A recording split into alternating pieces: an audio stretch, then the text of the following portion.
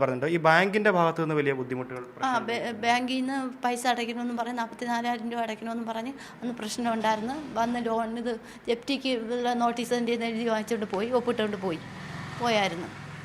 പിന്നെ അതിനുവേണ്ടി കുഞ്ഞുമാരോട്ട് പൈസയ്ക്ക് പോയിട്ട് കുഞ്ഞുമ്മ പൈസ തന്നില്ല. ഇതായിരുന്നു പ്രശ്നം. ഈ കുടുംബത്തിനുണ്ടായ വലിയ സാമ്പത്തിക ബാധ്യത അഫാനെ മാനസികമായിട്ട് ബുദ്ധിമുട്ടിലാക്കിയിട്ടുണ്ടായിരുന്നു? ഇല്ല, അവനെ അങ്ങനെ പ്രശ്നമൊന്നും ഇല്ലായിരുന്നു. എന്നാലും നമ്മൾ സംസാരിക്കുമായിരുന്നു, അല്ലാതെ വേറെ പ്രശ്നമൊന്നും അവന് ഇല്ലായിരുന്നു. പക്ഷേ എന്തായാലും വലിയ ബുദ്ധിമുട്ടിലാണ് കുടുംബം കടന്നു പോയിക്കൊണ്ടിരുന്നത്. ആ സമയത്ത് എന്തായാലും മാനസികമായി അഫാനുണ്ടായ പ്രശ്നങ്ങൾ അതിൽ ഇപ്പോഴും ഒരു വ്യക്തത വന്നിട്ടില്ല. ഇതിൽ ഉമ്മ പറയുന്നത് ഉമ്മയ്ക്കായിരുന്നു ലോൺ ഉണ്ടായിരുന്നത്, മറിച്ച് അഫാന് ലോണോ കാര്യങ്ങളോ ഉണ്ടായിരുന്നില്ല. ലോൺ ആപ്പിൽ നിന്ന് വളരെ തുച്ഛമായ പൈസ മാത്രമാണ് അഫാൻ എടുത്തിരുന്നത്. ബാങ്കുകളുടെ ഭാഗത്തു നിന്ന് വലിയ പ്രഷർ നേരിട്ടിട്ടുണ്ട് കുടുംബം. എത്ര രൂപ കടമുണ്ടായിരുന്നു എന്നുള്ളതാണ്? 25 ലക്ഷം രൂപയോളം കടമുണ്ടായിരുന്നു. ആദ്യം റഹീമിക്ക ഇതുപോലെ പൈസ അയച്ചു തന്നത് ബാങ്കിൽ അടച്ചില്ല എന്ന് പറയുന്നു. അടച്ചില്ലായിരുന്നു. അത് പിന്നെ കാറിൻ്റെ ലോണും പിന്നെ വേറൊരു ലോണും ഒക്കെ ഉണ്ടായിരുന്നു, അതൊക്കെ ക്ലോസ് ചെയ്തായിരുന്നു. പിന്നെ അത് ബാക്കി ഹൗസിംഗ് ലോണ് തീർത്തില്ലായിരുന്നു. വീട്ടാനുള്ള വീട് വിറ്റാൽ തീരാവുന്ന ബാധ്യതകൾ അത്രയേ ഉള്ളായിരുന്നു. നമുക്ക് 1 കോടി സ്വത്ത് അവിടെ ഉണ്ട്, അതൊക്കെ വിറ്റ് തീർക്കാന്നുള്ള ബാധ്യതയുള്ളായിരുന്നു. 10-25 ലക്ഷം രൂപയുടെ ബാധ്യതയുള്ളായിരുന്നു.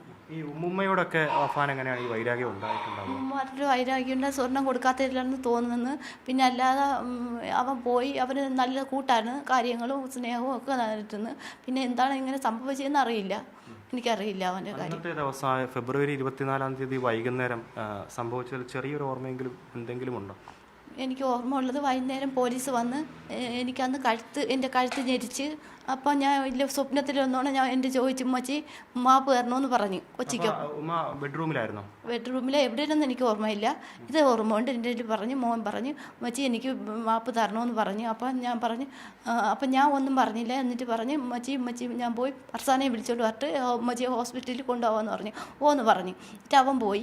പക്ഷേ പിന്നെ എനിക്ക് ഒന്നും ഓർമ്മയില്ല. പിന്നെ പോലീസ് പറഞ്ഞ കാര്യം, പോലീസ് ജനൽ പൊട്ടിക്കുന്ന കാര്യമേ ഓർമ്മയുള്ളൂ. അഫാനെ ഇനി കാണാൻ സാധിക്കുമെന്നുണ്ടെങ്കിൽ പോയി കാണുമോ? ഇല്ല, ഇപ്പോഴൊന്നും പോയില്ല. ഞാൻ അപ്പനെ കാണുന്നില്ല. എൻ്റെ അപ്പിയ ഇങ്ങനെ ചെയ്തതുകൊണ്ട് എനിക്കിപ്പം അവനെ ഇപ്പം കാണുന്നില്ല. എനിക്ക് എൻ്റെ കൊച്ചിനെ ഇപ്പം കാണുന്നില്ല. എൻ്റെ അപ്പിയ എന്നൊക്കെ അവൻ ചെയ്തില്ലേ, എൻ്റെ കൊച്ചിനെ ഇങ്ങനെ ചെയ്ത് അടിച്ച് അവനെ വീട്ടിൽ കൊന്നു എന്നൊക്കെ എനിക്ക് കേൾവി. എനിക്കിപ്പോൾ കാണുന്നില്ല അവനെ, എൻ്റെ കൊച്ചിനെ കാണുന്നില്ല.